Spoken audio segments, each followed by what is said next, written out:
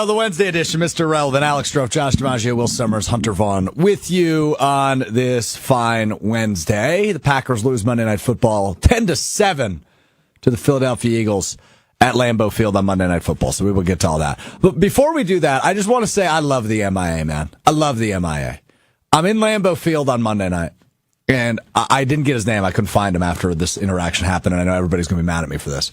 But there's a guy that yelled, Strouf! I turned around and he gave me a fist bump and he said, Mr. Relevant, best show ever. And I dapped him up and I was standing in somebody's way, so I had to get out of the way. And then when I went to go use the restroom later, he was gone. So I didn't get to catch his name. But shout out to that guy, whoever that was, for hanging out with us. Now, also, before the show even starts today, Matthew chimes in on ESPN Milwaukee on YouTube. It's the Joshy reaction show. I've been waiting almost 48 hours for this. One of my first thoughts after that game on Monday was I cannot wait till Wednesday's Mr. Relevant. So we love the MIA. We appreciate you choosing us, hanging out with us, reacting with us to the Packers' second straight loss, 10-7 Monday night to the Philadelphia Eagles. Packers now 5-3-1 and in third place in the NFC North. Well, I'm gonna give you the opportunity to victory lap right off the front. Lions in first place, Bears in second place, Packers in third place. Don't worry, I'm on the phone with Google. I have been for the past couple hours trying to figure out why that is how that is, because it can't be possible with Jordan Love and Micah Parsons, right? They can't be in third. So I'm working furiously. I just want everyone to know that I don't think that's right. Thanks, Will. We appreciate you.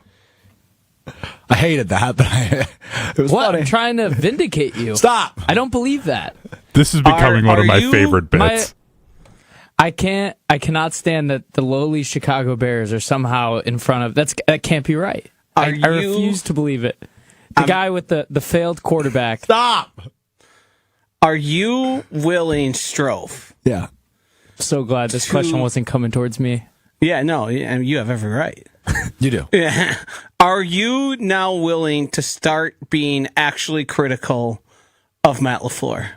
Because last time we talked to the MIA, first of all, you were trying to sell. You had this level of belief and confidence that was from the start pretty clearly false, a fake. It was a little bit of it was a little bit of a farce. Yeah, yeah. I'll admit that. A little bit of a put on, because every time we said, "Well, what if that isn't the case?" Your entire sort of worldview collapsed around your beliefs in the Packers, and I think we saw the worst coach game from the Green Bay Packers since Mike McCarthy was fired. They're the only comp in terms of ineptitude is the games in which we said, you have Aaron Rodgers, you have to be better than this. Mm-hmm. With Mike McCarthy, which then shortly led to in sort of unprecedented midseason firing for the Packers, a team who typically never does something like that. All right.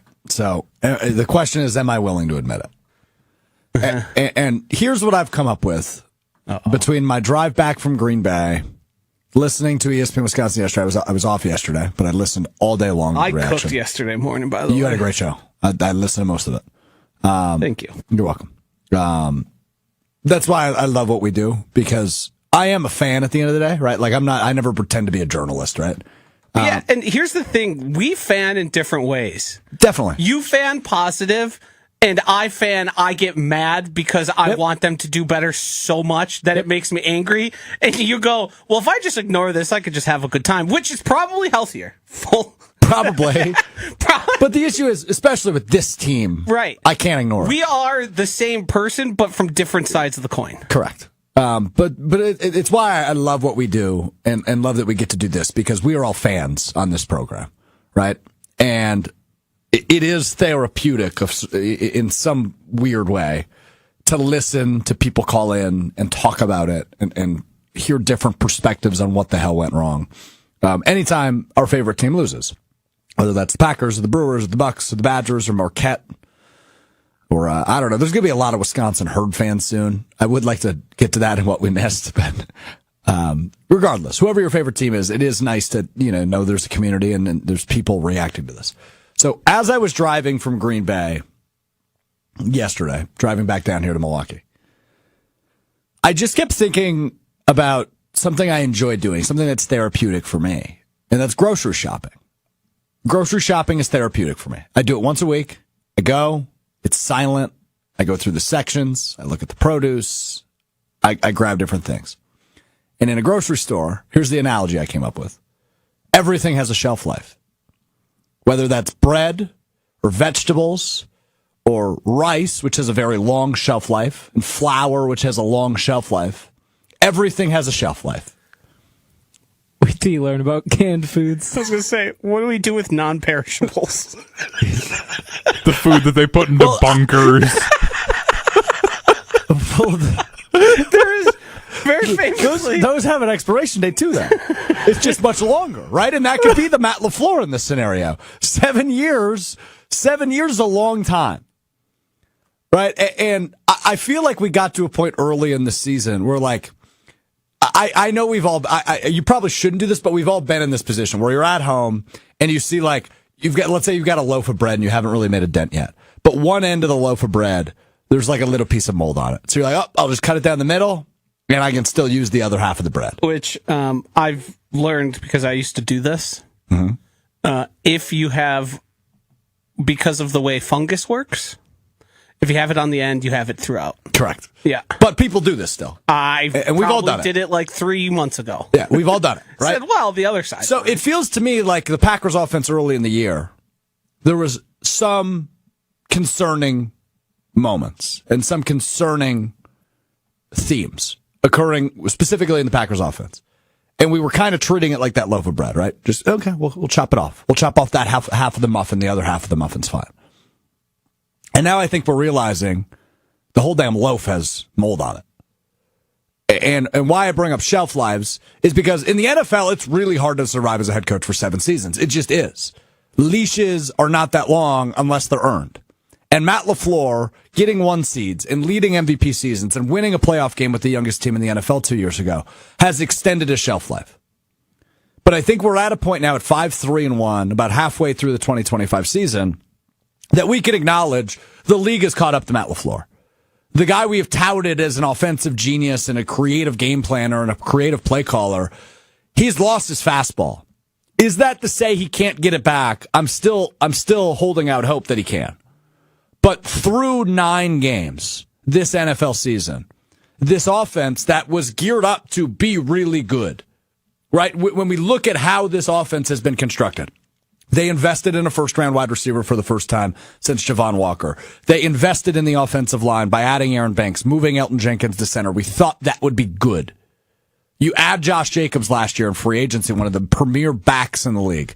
You pay Jordan Love $55 million a year because you view him as a guy that can be a top 5, top 3 quarterback at some point in his career. You have all these different pieces that, when you put them together, should create an incredibly successful offense in the National Football League. But it is very clear through 9 games, it is not working.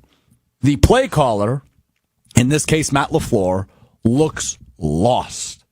He looks like he lacks creativity rather than is filled with creativity, like we have always thought he is. You talk about Jordan Love, and this is something I've said many times this season, Josh, you'll back me up on this. To me, it still appears Matt LaFleur doesn't trust Jordan Love in high-pressure, high-stakes situations. But something that's actually more concerning to me in regards to Jordan Love and Matt LaFleur, specifically their relationship is I'm there at the game on Monday night. I am staring at them during timeouts / high-pressure situations / high-stakes drives. And I'm noticing things. They're not communicating. There's no collaboration between the two of them. Matt LaFleur's talking into Jordan Love's helmet, and that's that. And you think back to high-level, MVP-level quarterbacks and their offensive play callers, there's almost always communication or collaboration or discussion or debate about things they should do. An inside zone being called out on 4th and 1 by a defensive lineman is about as rock bottom as you can hit it as an offense. To the point where a defensive lineman is yelling, inside zone this way, inside zone this way. Nobody calls a timeout. Nobody adjusts on the fly. And they fall short on 4th and 1.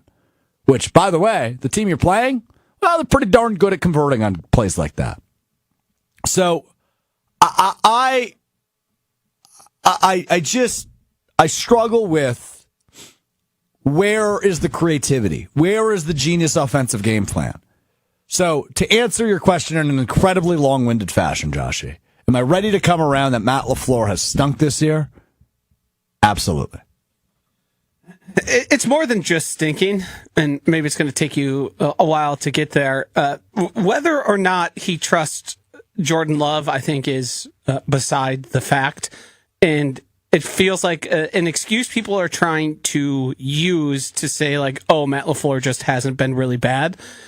The 4th and 1 call that you're talking about, the Eagles knew because the Packers have put on that exact situation on film 5 times to the tune where within a couple hours, Benjamin Solak for ESPN was able to do a cut up and show you all the times they've done that and how obvious it is. It was like 6 times through 9 games. It extends even further. There was a situation where the Eagles are in big trouble with one of their cornerback positions. Quinyon Mitchell's very good. Cooper DeJean, also pretty good. And then they have Adoree Jackson, who is a massive issue. They traded for multiple cornerbacks before the trade deadline to try and find another option suitable at that position. What ended up happening was Quinyon Mitchell, likely an all-pro, was targeted to an extent across all sides of the field and all different wide receivers that it leads me to believe, based on formation and players on the field, the Eagles' defense was able to determine who is likely to be Jordan Love's first read and how can we put our corner in the best spot to follow that guy around. Yep. That's really the only way that happens, other than, wow, they got extremely lucky that was the main target, because a first read is where the ball goes most often. It's such a valuable trait for a wide receiver to be that first read, because that is often where the play is designed to go. Matt LaFleur has simplified, dumbed down, and gotten so conservative that other defenses know specifically, if we show too high, they are going to run into it because they think they have a numbers advantage in the box, and that's going to work for them. The problem is they can't run for bleep. Josh Jacobs averaged 3.5 yards in the game, and Matt LaFleur had the nerve to get in front of everyone and say, yeah, I thought the run game was effective. No, it wasn't. 3.5 yards per carry is the worst mark in all the NFL. If being the worst in all the NFL is effective, then there is no floor. There is no bottom. There is no, well, it actually is bad. He's grown stubborn. He's grown convinced that he knows better than everyone. He micromanages and demands all the control. Because if you listen to Jordan Love when asked about, hey, they called out that 4th and 1 play, did you call that? He said, no, that's Matt's call. Because he doesn't give Jordan Love any of the ability to run an offense, to collaborate, to do things they do well. Jordan Love is best when he's attacking downfield, being aggressive. The Packers have erased the intermediate part of the field and the middle of the field. Yeah. They're not targeting that area of the field. Jordan Love, if you correct all of his stats and look at like expected points added, completion percent over expected, all the things that sort of you can numerically determine with advanced numbers how well someone's doing, he's great. Yeah, he's one of the top 5 quarterbacks in all the NFL. The main factor is you have a head coach who is either too stubborn, unwilling, or has been passed by. And the offensive line not blocking well is a factor. Definitely. But they've been awful. It's incumbent on the head coach to recognize, hey, they are trying. They want us to run the ball and do this short dink and dunk stuff because they know they're better off with you trying that because you're not as good as it and at it. And it's really hard for us to win football games when Jordan Love is attacking the downfield. Mm-hmm. All that is very simple, very straightforward. And since the Cleveland game, when they just went too high safety, everybody has replicated that. Mm-hmm. And it's worked every time. And I want to point out, the guy in Cleveland, Jim Schwartz, calling the defense, he's known for not doing too high safety. In that game, he called the highest percentage of too high safety of his career. He did it so much. And then everyone saw that and said, oh my God, Matt LaFleur combusts. He doesn't know what to do. Which, frankly, doesn't make any sense. It's embarrassing. It doesn't make any sense, though. You want to know what happened against the Carolina Panthers? We talked about them. They went and played the Saints. Attack downfield. Guess what? It worked. The too high shell stuff doesn't mean you can't pass down the field. It's just you're not calling the plays to do it. And you're unwilling to try. Matt LaFleur has until the end of the season to figure it out, and if he doesn't, He'll be gone. he's going to be coaching elsewhere. Yeah, he'll be gone. And look, he'll get a job. He's going to be a really highly sought And he'll after probably candidate. reinvent his offense. Yeah, and he probably will do it successfully. I think we all realize the level of coach he is, but it is not working right now. And when we talk about what Brian Gutekunst, and I understand he does not make this call. It's Ed Policy who makes this call. But you got to understand what Brian Gutekunst said back in January after the loss to the Eagles, ironically, in the wild card round. I think it's about time we start competing for championships around here. Brian Gutekunst has lived up to that. Now, we can certainly knock him for the free agent signings this year. Nate Hobbs and Aaron Banks have both been failures. No ifs, ands, or buts about it. Taking the swing on Matthew Golden in the first round of the draft has not worked as well as maybe we anticipated through the first 10 weeks of the season. But trading for Micah Parsons and impacting the defense in the way you did is certainly a feather in his cap. And that was a win-now move. And the defense, frankly, has done their part. The Packers have lost 3 games this year.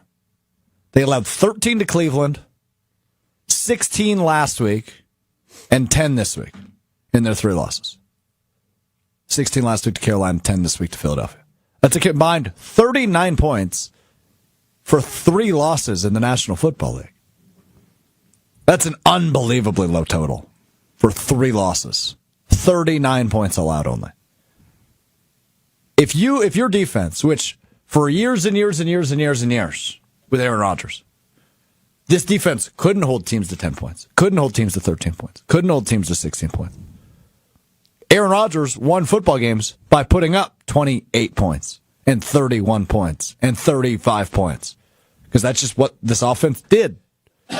And now we are in an era where I think most of the blame falls on the play caller, but some of the blame falls on the offensive line, some of the blame falls on the quarterback, some of the blame falls on the pass catchers. They have held teams to 13, 16, and 10 and haven't been able to get it done in any of those games. That is about as bad of an indication of where things are as you can get. Bad, bad, bad, bad, bad. On first and second down, run plays that Matt LaFleur called, cumulatively throughout the game, the Packers had negative 10 expected points added. Mm-hmm. On second and long, they ran at like nearly a 70% clip until the game got to the point where they had to sort of air it out and try and get back into it. It's become so predictable and so identifiable that when it's 2nd and 7, mm-hmm. the 2 high safeties, as soon as the ball gets snapped, they come screaming down because they are so confident Matt LaFleur is going to call a run play that they're not worried about getting beat deep. The whole reason they are back there like that. It's become indefensible. It's become embarrassing. You lost Tucker Kraft and you decided to lean more into your run game. Tucker Kraft was integral to the effectiveness of the Packers run game, and it got worse. You have Luke Musgrave, who you're going to need to contribute meaningfully, and he didn't get targeted to start the game at any point. They ran run plays on 6 of the 7 first plays. It's a level of incompetence that had Matt LaFleur not had the previous success, he would have been fired by most teams. Yeah, I mean, here's the thing. The record, I think, also obviously helps. If they are 2-7, we're talking about this very differently than at 5-3-1. They were in first place of the division prior to Monday night. Yeah, I mean, and we can discount the the record has nothing to do with the coach. It has to do with the talent on the roster. And instead of getting creative and trying to put new things out there, maybe give guys opportunity, he decided, let's play the guy who was a wide receiver that converted to corner, that we're playing at wide receiver again, even though all throughout camp and the season has been in the defensive meeting room. Gave him 5 targets. Dontavian Wicks was back, didn't get targeted until, the third quarter, and they actually were effectively moving the ball. Christian Watson, how is he not part of the game plan? Yeah. Hell, Romeo Doubs, you couldn't stop targeting the guy. Why isn't he getting targets now? Yeah, it's... Have you guys thought at all that maybe the reason the offensive guru has regressed to seemingly never calling a game before could be because the quarterback can't handle the offense the way that Aaron Rodgers handled Matt LaFleur's offense? Well, Matt, it was handled because it seems like Matt LaFleur is just trying to redesign ways to make Jordan Love not look like he's inept. I don't think the he's offense... run out of ways. I have a lot of thoughts on this. Josh, you go first. The Matt LaFleur offense, what we've come to learn, Aaron Rodgers just disregarded Matt's play calls at times. He would get something in his headset and he would say, no, F that, we're running this. And they didn't really talk about it, but you sort of heard indications. Definitely. And there was the whole, not supposed to audible thing. It's the same thing that goes on in San Francisco.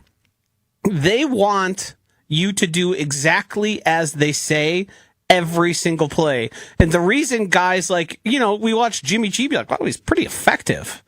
And then they moved on, and it was because Jimmy G liked to color outside the lines a little too much and didn't have the amount of talent to justify, like Aaron Rodgers, of, well, if he's going to color outside of the lines, it's almost always going to work. But that's a big part of it. Jordan Love, his turnover rate's incredibly low. His interceptable throw rate's incredibly low. His completion percentage is way up before they started the dink and dunk crap. It's all changed. He is that good. It's the coach might not trust him for whatever reason. Yeah, that's the feeling I get. And Matthew but he's makes wrong about it. I think he's protecting him. Matthew makes a great point on YouTube. He said we had 5 total passes before the final drive of the first half. How do you have a $55 million quarterback and only throw 5 times before the 2-minute warning? See, the protecting him doesn't make sense. The Texans didn't protect Jordan Love as much, didn't protect Davis Mills as much as Matt LaFleur is. Yeah. Marcus Mariota's given more freedom and ability to air out the ball. And that's the problem I'm having with this offense is, okay, if Love isn't vocal and doesn't speak his mind or doesn't want to collaborate, I shouldn't say doesn't want to collaborate, but doesn't collaborate in game with Matt LaFleur, that's fine. But have a little gumption. Jordan Love was the best in his career after that Pittsburgh game when they said, let her rip. We're just going to go out there and we're going to throw the ball and we're going to attack. And he was the best quarterback in football for 8 weeks. That Matt LaFleur and that approach is gone. We haven't seen it. And last year we argued, well, he's hurt. There's all the Jordan Love. There's all these factors. The only time Matt LaFleur has done that is because his back was against the wall and he was forced to do it. Yep. So regardless of who it is, are you ready to say that Matt LaFleur and Jordan Love are not a fit? I've been saying it for a long time. Josh has been saying that. And they never will be. Once again, I think Josh has been saying that. They can't work together. I think it's certainly trending that direction. Yeah. I don't think it's Matt LaFleur and this isn't Jordan a done Love deal, though. specifically. I think it's Matt LaFleur and any quarterback who's not a for sure future Hall of Famer. Well, that means that future Hall of Famer / MVP is just making it would Matt need LaFleur. to be Aaron Rodgers, Lamar Jackson, Josh Allen, Patrick Mahomes. Yeah. It would have to be those level of guys for him to just be like, you can do what you're going to do, because he likes to micromanage. Mm-hmm. There's a reason none of the coaches in Green Bay go on to, really get hired anywhere unless Aaron Rodgers asks them to be or they're involved with the Bears. And there's a reason none of them have ever worked. Yeah. It's because Matt LaFleur does it all. Stenovich is offensive coordinator by title. He's not doing anything. He's not impacting how things go on offense. Yeah. There's one guy to point to. He's made himself the CEO. He has no inputs, and he's the one failing. So do you think at any point in his career he was a good head coach, or was it all just accredited to Aaron Rodgers being good and him not being able to coach Jordan Love? Well, not so much that second half, but I think the other two parts are true together. They can coexist. I think he was more supported by Aaron Rodgers than maybe we thought. Yeah, and but more supported by probably guys like Devontae Adams. Sure. That part I can hear, but also let's keep in mind how bonkers he went in year 2 and 3 of that LaFleur system. Yeah. And he was not doing that in the McCarthy system. Right? So the system played a role. Like, we've got to give LaFleur his flowers. Yeah. But the system Kyle Shanahan was running at that time is vastly different from the one he's running today. Yes, and I don't know that you can make that same case with LaFleur. Correct. Yeah. Don't you remember when guys were just streaking wide open across the field? Mm-hmm. Haven't seen that. I can't imagine that's just because Jordan Love replaced Aaron Rodgers. Yeah, so I want to bring up something that we talked about a little bit last week. And I often, I think this is the, I don't want to say it's the I'm giving up signal in the NFL, but it is the I'm not good enough signal in the NFL. And that is if he was to give up play calling. The issue with the idea of Matt LaFleur giving up play calling is, well, that's why he was hired, number one. No one else can do it. And number two, who would do it? I know this is a dumb question, and we often do this when we're in panic mode and we wonder, like, what does Adam Stenavich do? I imagine he helps during the week with game planning, but what is he doing in game? Because why is Matt LaFleur playing on his iPad? Where's Adam Stenavich in that moment? I mean, having your back to the field, Not a great look. about as bad of a look as you could envision. Not a good look. No. I'd imagine Stenavich is ostensibly, big word, quarterback's coach. Well, he was the offensive line coach prior to his So then he promotion, just manages the offensive line, basically. He's basically a positional coach. which is bad. Yeah, but that's how most teams, like the Bears, Declan Doyle doesn't really do anything. You probably didn't even know his name, the offensive coordinator. Like, it's all Ben Johnson. Declan Doyle is just a tight end guy with the title of offensive coordinator. Just a tight end guy. How's that worked out this year? Pretty good, according to Google. According to Google. Google. So I was just wondering, trying to at least get a little bit positive for you guys here. How many games in a row of the offense not looking as bad as what it has would you guys change your minds about Matt LaFleur and this Packers offense? Like, do they have to go 3 weeks in a row, the rest of the season? Like, what would it take? I don't know if wins-loss is necessarily the true indicator. I think it's more so, what does it look like? Can you score points? What about just some rhythm? Yeah, some Like, I continuity. don't care Yeah. what the score is. There's no rhythm. No, it feels really messy. I still think Matt LaFleur can win his job back. I mean, what you do at the end of the year is ultimately what matters. They get to the NFC Championship game somehow, which feels impossible right now after Week 10 entering Week 11. If they get to the NFC Championship game, I think he's back. I mean, what I need to see is I need to see them scoring 27, 30 points. Consistently. Yes. Yeah. I need to see them coming out and putting points on the board early. Because when you have a good defense, them playing with the lead and forcing teams to pass the ball is only going to be better for your defense. Yeah, that's something you and I talked about a few weeks ago. I thought last year they needed early leads. This year they win games with early leads. Yes. They needed early leads to keep pace last year. Uh-huh.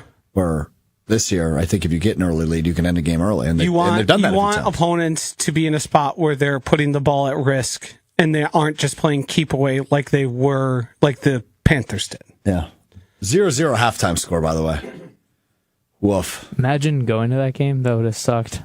It was warmer in the stadium than it was outside.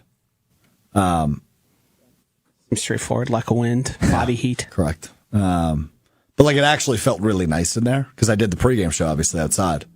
And in our Pella Windows and Doors Wisconsin mobile studio up in Green Bay, kind of a wind tunnel. You get shot right in the face. And I got into Lambeau and I was like, whoa, it's like warm in here. Crazy. Everybody was bundled up, though. A lot of Eagles fans at Lambeau Field on Monday. The Eagles fan base travels surprisingly well in the NFL. Going to the Cowboys-Eagles game, like, there were way more Eagles fans in Dallas than I expected. I was talking to a fan of Green Bay Game Day who was in from Connecticut, and he was asking me, he was like, does it seem like the visiting fans have gotten more and more the last couple of years? And I said yes. Like even the Bengals a month ago, I felt like there was a lot of Bengals fans. I didn't even know there was a lot of Bengals fans, and there was a lot in Green Bay. Carolina, yeah, there was a bit, but that's normal, right? Because Lambeau's such a destination. But I would say against contenders the past few years, it's almost felt like a infiltration of sorts. Like Detroit has traveled so damn well that it's like 40, 60 Detroit fans to Green Bay fans. Monday was probably like 30, 70, would be my guess. And everybody had those cream cheese hats. And I asked one guy who was sitting by me, I was like, where did you get that? And he goes, it was a free handout.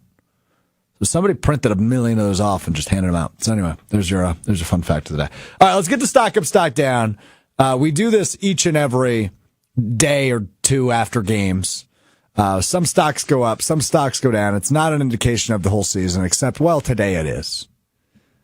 I'm going to keep it relatively simple and stock up, stock down today. Let's start, Will, with a stock up. Stock up. To the defense. Will, let's go quickly to stock down. Stock down. To the offense. I mean, that's as simple of a stock up, stock down as you can have today, right? I have lost a lot of faith in the ability to win games because the offense can't get points.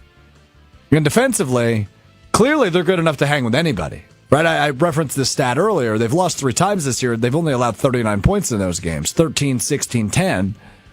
If you hold opponents to that many points against an offense that is orchestrated and constructed the way this Packers offense is, with the play caller you have, with the quarterback you have, and with some of the pieces around in the skill positions that you have, you should be able to score 17 points. You should be able to score 21 points.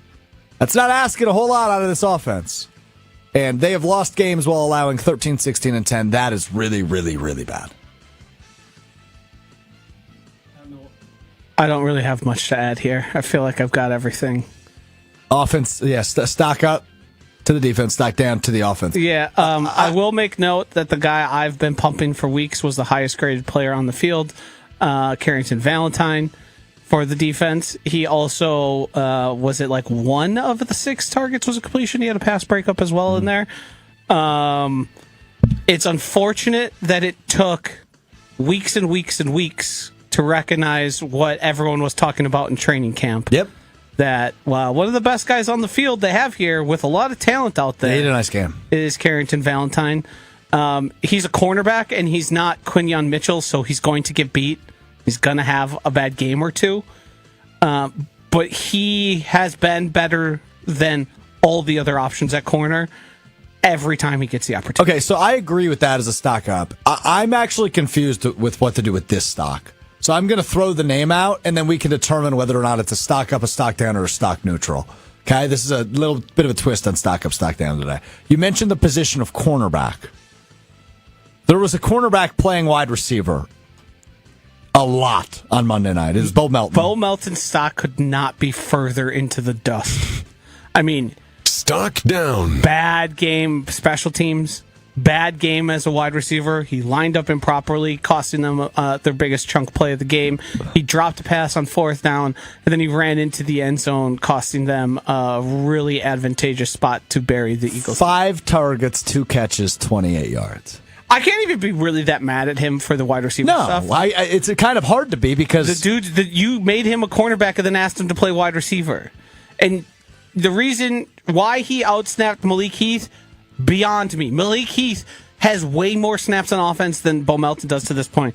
And your Savion Williams, the guy who you brought in to be like the gadget guy, apparently just is incapable of running routes and getting open. Mm-hmm. And for some reason, they've tried to justify his spot on the roster, and he hasn't been able to do the things they need to do when they are down guys and talent. So, I also will say... just by his absence and the way the passing game looked, I think I have to give a stock up to Matthew Golden. Stock up. Who didn't play? His absence, it was apparent. Bull Melton was out there dropping passes, lining up wrong. Guys were not as open. The passing offense didn't work at all. He must have. There must be value to that because. What does that make Tucker Kraft then the greatest football player of all time? Well, he was the best tight end in football. He was. Yeah, but we'll look that bad without him. He might be the greatest. He might be the greatest player of all time. time. He actually might be onto something back there. He's already a Packers Hall of Famer. For non-Micah Parsons on this football team, if anybody was going to evolve into the greatest football player of all time, he would be the betting favorite. Non-Micah Parsons. I mean, sure. I guess I don't know how to categorize that. Matthew chimes in, stock down, not using the substitute kicker. Yeah. Substitute teacher. I mean, that. Stock down. What the hell was that? Which part are we referring to? The broadcast saying this is the first time he's felt semi-healthy. Obviously something he got from Brandon McManus. Them not trying field goals from 57 yards.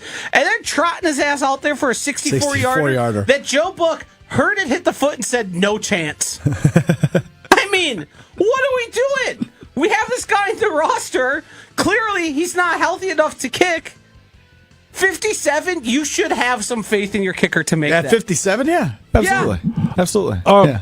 Also, that whole situation, they talked about it on the broadcast, but I swear about 10 years ago, the NFL said if a timeout has been called, you cannot kick the ball and it's a delay of game penalty. Did they change that rule at some point? Or am I just making this up in my head? I swear that should have been a penalty. That was a rule. I don't think that's a rule. I don't think that's a rule. Because I thought it was a whole thing when you were trying to ice the to. kicker, and it was if there's been so much time after the timeout, you can't just go and still kick it. I thought that was a thing. I don't think that. I think there was a time, and it would have to be egregious. But if the snap gets off, they just let them kick it. Okay. Some kickers don't want to kick it too. Yeah, and some do because they think it helps them. Good thing McManus did showed him they weren't. Somebody did a long-term study about this, and I have no idea why I read it. But icing the kicker is extremely effective if you call the timeout in time for them to not kick it. Once the kicker kicks it, the effectiveness of that goes way, way up. In terms of where they were able to track it, where it was extremely effective. So if you're going to do the ice the kicker thing, it works. You just have to do it before they even get close. You want the kicker to get into his starting to do his positioning, and then you call it. Don't even make it close. I've seen people talk about how you wait until, because they'll do the 3 steps back, and as they're getting through that second step is when you should do it, because then you're throwing them off their rrhythm of their setup. Yes, they started the process. Yep. That's one of my favorite things to call that out when you know they're going to ice them. Be gotta call it now. Call the timeout now. You're welcome. It's remarkable they even got the ball back. And that was even an opportunity for Brandon McManus, because I don't know what the hell the Eagles were doing there by throwing the ball. But anyway, here we are. A couple more quick stock up to Evan Williams. I thought he had a really nice game defensively. Yeah, I mean, he got beat for a touchdown, but that was a remarkable play by a very good player. Yep. Bingo. Good players make those plays. Yes, they do. Yep. And that's exactly what happened on that Much touchdown. like Saquon Barkley's big play as well. Yep. Oh, yeah, that was brutal, though. Yeah, I mean there was nobody in front of him. Yeah, it's just that's going to happen. You managed to not really feel A.J. Brown, who I believe I saw, and maybe confirm this someone, but he was on a stream and said, if you own me in fantasy, drop me. Yeah, he did. Hilarious quote. And Nick Sirianni went back and forth with a reporter today when asked why they didn't target him. He was only targeted, 3 times, twice on the first drive, for first 2 drives, and then only the one at the end of the game. Sirianni said, "What is this, debate club?" to the reporter today. So clearly there's a little bit of unhappiness what going could that on even possibly mean? I don't know. But the Eagles, by the way, are 7-2. Let's relax. Yeah, Philly media is something else. The streamer also asked him if everything was good, and he goes, "No, where have you been? Family's good, everything else, no. It's a bleep show." Yeah, I don't think they're winning the Super Bowl. He did this last year, though, and they won they it. did- He was reading books on the They sideline. did almost the same exact thing last I year. forgot about the books. I don't know if another year of it is going to cause it to wear thin, but Oh, there's some really good teams in the NFC. yeah, the Rams. Very good. I'm all in on the The Rams. Seahawks just score a billion Yeah. points. The Seahawks actually may be very They good. scored like 38 points in the first half, it felt like. There was two Yeah, fumble they- recoveries for touchdowns. Yeah, they but just to add score to fast, that, yeah. their 3 offensive drives to start the game, they also scored touchdowns on. So Yeah, the game was over right that's away. that's how you get down JSN. 35. JSN had, what was it, 3 catches, and then his day was over. Yeah. What do you need him for? Yeah, right. What do you need him for? Incredible stuff. Well, so yeah, the NFC is really good, and the Eagles are atop that right there at 7-2. But the Seahawks obviously very good. The Rams very good. The Buccaneers still got to figure them out a little bit. The Lions I still think are very good. The Packers are certainly behind some of those teams. Like what teams? The ones I just listed: the Lions, the Bucks, the Rams, the Seahawks, the Eagles. Don't want to add another team Specifically there. those 5. No, just those 5. Yep, that's right. We could talk about the Niners, but I don't think so. Too many injuries. Agreed. Well, isn't that kind of always? Whatever it is that team is. I saw somebody, and this is a little bit of a tangent. I saw somebody who covers them say that they had a theory that they were floating out that the location to an electric substation in San Francisco may be causing more injuries to happen to the players there. People didn't take too kindly to that, and they called it conspiracy theory and all that. I don't know enough in that science realm, but that's where they've gotten to, where they're doing analysis of what's going on or around the stadium, not on the football field, that could be causing them to have so many injuries. Okay, well, that's enough of that. Could also be what is making Mac Jones good, because that doesn't make I like sense that you. I either. like that you clarified at one point during that tangent. Yeah, some people didn't like it and called it a conspiracy theory. What the hell else would it be? Just a guy sharing ideas. Okay, fair enough. What's wrong with that? Hey, can somebody tell the MIA to calm down? We got people calling each other dumbasses in the chat right now. Who was that? Chef Ed called Michael a dumbass. Well, Michael if also the said shoe at the beginning fits. of the show. Yeah, Michael said right at the beginning of the show, "God, this show sucks." Bye, and he's been here the entire time. So appreciate you watching, He's Michael. also calling Craig on me. Oh no, Nobody loves our content more than Michael, even though he says he hates it. Before we get to Will's Week and reviewing what we missed, I do just want to say 2 notes on this Sunday's game between the Packers and the Giants. Note 1 is announced today by their offensive coordinator, Mike Kafka, I think is how you say it. Kafka. Kafka. I think it is. I went to school with a last name like that. And it was Kafka, so I don't know. Kafka. He announced that if Jackson Dart doesn't, it sounds this way. It's been reported a couple different ways, but it sounds to me like if Jackson Dart doesn't clear concussion protocol, it will be Jameis Winston who starts on Sunday. Otherwise, he will be the backup to Dart, making Russell Wilson QB3. So it will be Winston, or Dart this weekend between the Packers and the Giants, which, to be real honest with you, I think Jameis Winston is the worst thing that could happen to the Packers. I'm terrified of either of those quarterbacks. If it's Jackson Dart and he clears concussion protocol, or Jameis. Nobody plays with more reckless abandon that could win them a game Than either of those guys. Yeah. Yeah. And by the way, there's the fired coach theory also Yes. that Brian Dable was elected. Also, Jameis Winston, as much as he wins you games, he loses them. That's true. So there is opportunity to have a great defensive game, turn the ball over a ton. The Packers have really struggled to force turnovers this year. I think that fumble on Monday was only their 6th turnover that they forced this year. Maybe they could get that number up a little bit. Seeing the sack numbers and turnover numbers wouldn't be shocking. It'd be fun. Yeah, that's true.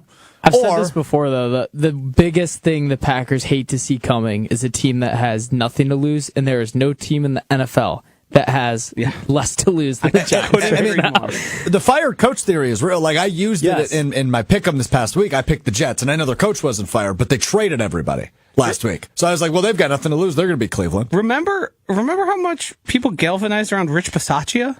Yeah, that's true. That's true. Great point. They made the playoffs that year, didn't they? Or they felt like a game short when he took over as the interim coach for the Raiders. Yeah, you're right. You're right. So the other part on this game, Packers-Giants noon on Sunday, is the Packers are 7.5 point favorites. Yeah. Does that feel right? So here's the thing. With the way Vegas does it, yes.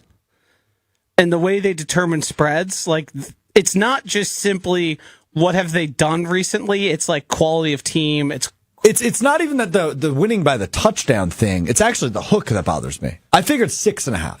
I thought it would be closer to that. But I mean, if you've bet against the Packers, and I don't know, after week 2, you've probably made a good amount of money. Probably doing all right, yeah. I imagine the people are pretty happy about that because, they typically don't cover spreads.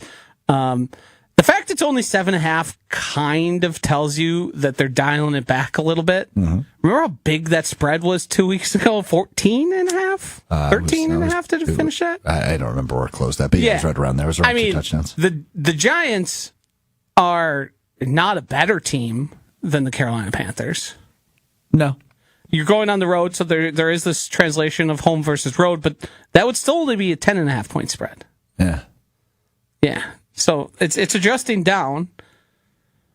The Packers are still 5-2-1, 3-1, 3-1, 5-3-1, 5-3-1. Yeah. Well, I imagine you can hear Joshy more on that spread and other things on this game on the Weekly Wager tonight, live from Potawatomi Sportsbook. That show begins on YouTube at 6:00. I do have to say this because Michael calls everyone else a knows everything guy, even though he said he correctly predicts all the scores, even though he predicted the Packers to win.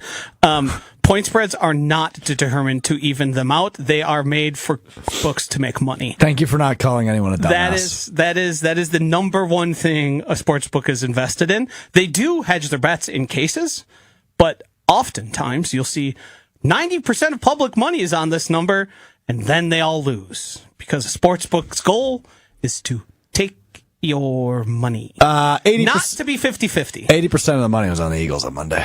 Yeah. So that turned out all right.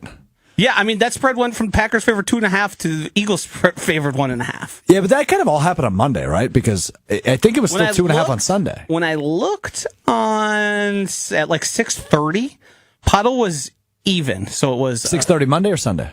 Monday, 6:30 Monday morning. Morning. Okay, it was completely even. And then by game time, I believe it had gotten all the way to 1.5. The Eagles ended up being. I mean, moving that many points is crazy. Yeah, well, that's what happens when you're the Packers and people are realizing, wait a minute, that offense isn't very good, is it? So, all right. Well, I don't know if this will be good. I don't know if this will be bad. I don't know if this will make me angry, if this will make me laugh. It is time now for our resident Bears fan to do his best Chris Berman impression and lead us through a Wednesday edition, back to the OG time, of Will Sommers' Week in Review. Let's start in Chicago, fellas. How about it? I'm just going chronologically here. Let's start in Chicago, where the Bears hosted Jackson Dart and the Giants. The Bears would get on the board first as Kyle Manung Guy Fieri cooked up an 8-yard touchdown run to give the Bears a 7-0 lead. Early in the second quarter, Jackson smoked the Bears defense like a dart as he ran in a touchdown from the 3 yards out to make it 7-7. One thing you got to remember about Young Ho is he hasn't lost his coup, as Young Ho Koo hit a 32-yard field goal before halftime to give the Giants a 10-7 lead. Early in the third quarter, it was Jackson again as he looked like Bon Jovi the way he sent a shot through the dart of the Bears defense with a 24-yard touchdown run to give the Giants a 17-10 lead. Jackson Dart would later leave the game with a concussion, and I felt like I was having deja vu as Young Ho Koo netted another field goal to make it 20-10.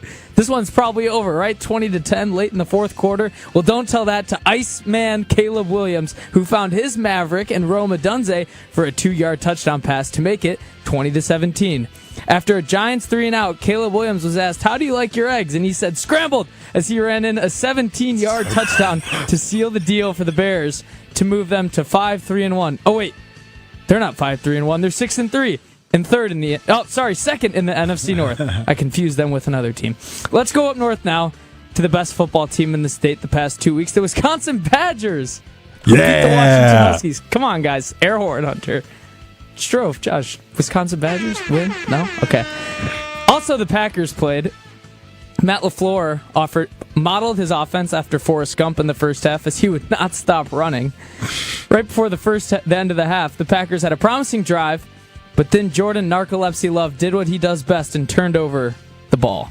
After a riveting first half of football, the Eagles offense finally melted the Packers defense for some points when Philly Cheese Jake Elliott kicked a 39-yard field goal to make it 3-0. Early in the fourth quarter, Hurts looked like Vanessa Carlton the way he was jailing his way downtown to the end zone, where he found Devontae, who burned the Packers secondary to smithereens as Jalen Hurts found Devontae Smith for a 36-yard touchdown to make it 10-0. On the ensuing Packers drive, LL Cool Jacob said, "I need a touchdown," and brought the Packers to within 3 with the 6-yard run. Down 3 with 27 seconds to go, the Packers would get into Lucas Haversick's field goal range, but too bad he was inactive as McMahon assed it up again as his 64-yard field goal attempt almost hit Strouf in section 113. Imagine paying to watch that. Sheesh. As the Packers lost to fall to 6-3. Oh wait, that's the Bears, to fall to 5-3-1 and now sit in third in the NFC North. I'm sorry in advance to the MIA for being mean. With your Will's Weekend Review, I'm Will Sommers. All right, a couple follow-up questions on that. Yeah, okay, I'll give it to you. That was mean. No, that's fine. Can you pronounce the Giants kicker's name? Young Hoku. All right. So that is incorrect. It's Young Waku. Oh, jeez. Whoops. So you saying Young Ho over and over and over again was making me giggle, and I wasn't sure that was intentional. I'm going to come clean. I thought his name was the way Will said it all along. Nope, Young Waku. No, it's Young Hoku. You are wrong. Since when is it not Young Way? Since never. I just looked it up. Okay, we're going to debate this one. It's not a debate. That's an unfortunate first name. I just always thought it wasn't. I'm going to say this. You're going to say? It says Young Hui. Hui. Yeah. Young Way. That's what I found here. Okay, so I was right. Seems like. Okay. No. I was going to say, between you two getting into pronunciation. It's not spelled that way. No, it is not. That's correct. It's almost like Getting into sometimes names are pronunciation pronounced office. differently than how they're spelled. Some words do that. Yeah. Especially in not our native language. I feel like I'm having deja vu right now. That was a good one. Deja vu was good. All in all, it wasn't as mean as I was anticipating. I could live with it. I think I lost my coup. Good Badgers pop in there, by the way. Good for the Badgers. Congrats to the Badgers team. Yeah. Yeah. Well, Speaking of the Badgers, very real possibility here. We might have the what do you do with Carter Smith's red shirt. He wins the next 3 games. That bowl game, what do you do? He can only play in 4. If I were Carter Smith, I'd tell the University of Wisconsin to go take a hike and you're not taking my red shirt. Yeah, that's what would actually happen. But just the fact that it is alive after a week of me making a joke about it is incredible. I'm so fired up about the football program right now. I was flabbergasted that they actually went to him. Mm-hmm. I didn't think they'd do that. Well, I think I had to. Yeah, it's either that so I think or anything is in the realm of Correct to Will's point. But he was kind of like Jackson Dart-esque spark plug. I liked that out of him. Like, just kind of had no regard for human life, was running around like crazy. The box score sucks, but if you're watching the game, you're like, this guy might be the best quarterback of all Exactly. time. Yeah, exactly. Box score stunk. But boy, was he running around like crazy. And just like Jordan Love, he liked getting hit. He didn't want to slide. All right, let's get to what we missed, which is presented by Door County Distillery. Locally produced, handcrafted, award-winning spirits made locally in Door County. They've got rums, they've got whiskeys, they've got brandies, they've got gins, they've got vodkas. All the in-betweens for you. Elevate your Thanksgiving gathering. It's coming up quick. Cherry brandy for your old fashions. Maybe a little bourbon for your old fashions. Maybe just a little bourbon in general. I love their bourbon at Door County Distillery. Visit the website, doorcountydistillery.com. Find the retailer nearest you, as well as a huge list of unique cocktail recipes. That is doorcountydistillery.com. I mentioned this earlier. You know where I'm going? The G League, I have no idea. I just got to say this real quick. I just want to get this quick thing off my chest. The Wisconsin herd might be kind of sick. Are you aware who's on the roster? Johnny Davis, and that's it. Well, so last week they signed Victor Oladipo, the former National Player of the Year, 2-time NBA All-Star, former number 2 overall pick. Very keyword there. Former? Yes. Yeah, he's old. But How many knee surgeries has he? He's wearing jersey number like 56 in the G League, which is wild to me. So Victor Oladipo on the Wisconsin. I saw that highlight and I thought, that's got to be a different. I didn't look. I was like, that's got to be a different Oladipo. No, there's no way that guy is playing in the G League. Victor Oladipo's in Oshkosh, Wisconsin. That is correct. You read it right. Johnny Davis, you were correct. 2020 Mr. Basketball, former finalist for the National Player of the Year at Wisconsin. Obviously had a great year, or great couple of years there. Great career at Wisconsin. Got drafted in the first round by Washington. Hasn't really panned out. Now he's a member of the Herd. And then Alex Antetokounmpo, the youngest brother of the Antetokounmpo family, is on the Herd. So that team's kind of sick. Don't they have Rice Lake legend Henry Ellenson on the team as well? Former Marquette Golden Eagles Eagle. This year. He was on the team last year. He's not on the team this year. When you brought this up, I thought there was like going to be some breaking news, but they just have 3 guys. He just read the roster. That's all this was. They just have 3 guys whose names that you know. Well, it's a G League team. They only have like 11 Exactly, guys on the it's a roster. G League. But they have like Mark Sears is on that team. He was the really good point guard at Alabama last year. Great. He's on that team. Are we hanging the banner if the Herd win the G League championship? Oh, yeah. What would be more important to you, Josh? If the Herd win a G League championship or the Bucks winning the NBA Cup last year? Which one is more important? The Chicago Blackhawks winning the Stanley Cup. Hell yeah, brother. Puck guy's back. Play Chelsea Dagger. Dude, I don't just have that ready to go. What are we talking about? I know. Play Chelsea Dagger. It was a figurative, like, play cue the Chelsea Dagger. Chelsea Dagger. All right, Will, what do you got? Okay. You guys are going to have to stick with me on this one. My word today is taco. So there was, I'm not going to define the word, but there is something in the news that I wanted to talk about where Cam Scadaboo was live streaming and he was explaining to me, this actually made what does Scadaboo live stream? Video games or what? I don't know. It's just him on stream. It was just him talking. And he was talking about how he eats tacos. And he says that, so instead, like we're thinking a hard shell taco, right? How it's like vertical and you turn your head, right? Yeah. He said he doesn't let the taco dominate him. So he turns the taco this way. Instead of the taco making him turn his head, he turns the taco. But wouldn't he doesn't let the taco dominate him. But wouldn't the belongings of the taco fall out? Not according to him. He said, are you going to dominate a taco or are you going to let it dominate you? Cam Scadaboo. This guy. Fascinating. This guy. I think I'm going to stop letting tacos dominate me. He would be a guy, if he was young, old enough, he would still be doing Chuck Norris jokes in 2025. If he had come up in that. What a random. That's just the type of guy he is where, like, that they just think that type of stuff is so funny. I mean, he's an absolute dummy. Do you see the video? There's an iconic video of him at Arizona State. They're walking out, Yes. slamming his head against the brick wall, and someone walks by and they go, "What exercise is that?" And it's just making like the Not a smart one. worst sound ever. Yeah, like they're wearing white helmets too. It's getting all scraped up. Just banging his head against the wall. I think if I had to interact with Cam Scadaboo, I'd hate him.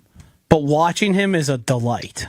I think you just have to try one to, of one. Do you meet people often where you're like, I hate that guy? Hell yeah. You? Of course. Okay. I think you'd have to try to like wrestle him off the rip to gain his respect. Even if he beats you, he has to know you're in for a duel. Yeah. We all have those friends, like especially growing up as men, like the friend who was always like tackling you or punching you. Oh yeah. And you're like, just leave me alone. Stop. Can I just watch the game for Christ's sake? He just wants to pick on you. Yeah. Yeah, I had a lot of friends like that picked on me. Can you believe that one? No, not at all. I share none of the similarities to that. It's just the friend who's always being a pest. Yeah. And it's like they have energy and they need it to go somewhere. So it ends up in them punching you, sack taps, all that. Or you'd just be standing up and it'll kind of like line up like a wrestler does in college where it'll just start getting low on you. Like I have friends that do that. Yeah. Absolutely. It could be anywhere too, in a bar. Matthew chimes in, that guy, Joshy, was the best man at my wedding. Exactly. One of my best friends is that guy. I mean, he always, for some reason, also has pocket knives, and he's always Oh, doing the butterfly thing? Yeah. It's like, stop it! But those are also the guys You're gonna that hurt yourself. you make the call at 2 a.m. because you need somebody. He's right there. Yes. Like, they're There. lunatics, but they're ready to go for you when you need them. Amazing. All right, well, let's get out of here. Well, nice job today. Tacos. Thank you. Don't let the taco dominate you. I'm no longer letting tacos dominate me. Taco dominator. Good. Got a question for me or no? Nope. Oh, yeah. How would you evaluate your program today? And your performance specifically? Josh, can you do the rankings? I don't know if I should be doing the rankings. I think we need a self-evaluation. That's what we're going for here. But particularly only me. Yeah. I thought I had a good day today. All in all, I thought I led the conversation well. I thought it was creative. I liked talking about bread and grocery shopping as therapeutic activity. I feel We like did have a flaw in sort of our whole beginning salvo, let's call it. Salvo. Yeah. And Will, the whole- define that for us. What did he say? I don't know. Salvo? You can Google it. Spelled just like it sounds. I thought you had a particularly good show for what we've seen recently out of you. A simultaneous discharge of artillery. Wow. That's right. See right? how it makes sense? Yeah, it does make he sense. comes in here, he comes guns a-blazing, Yeah, salvo. fires off some takes. There we go. All right, that will do it for us today. Appreciate you hanging out with us. We do this every Monday, Wednesday, and Friday, beginning at 12:30 Central, ESPN Milwaukee, ESPN Madison on YouTube. You can also find us, ESPN Wisconsin app, Apple Podcasts, Spotify, and wherever you get your podcasts. I mean, Dan the man, Will number one, seems biased. Yeah, a little biased. That seems unbiased. A little biased. He's just like you, just calls it like he sees it. Yeah, that's how I do it. Mike, Matthew 1, Matthew 2, Chef Ed, Dan the man. Good to see you all. Hanging out with us. Joseph S. was in the chat a while as well. I probably missed a couple other people. But appreciate you interacting, hanging out with us. We'll be back with you on Friday, beginning at 12:30 Central. We'll talk to you then. Peace.